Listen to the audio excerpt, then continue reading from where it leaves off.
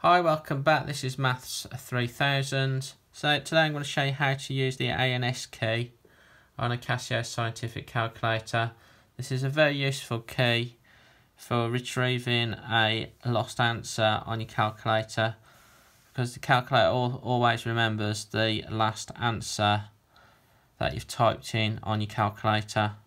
So let's say, for example, we've just worked out the square root of 225 and we've hit the equals key to give us an answer of 15, and then we've pressed AC by accident and we've deleted it off, so we forgot what that last answer is.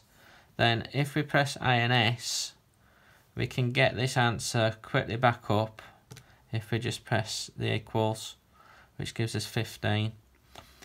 Even if the calculator goes off, we can still retrieve this last answer. So if we just turn it back on, so if we press the A&S key again, hit the equals, so as you can see, that 15 is still in the memory.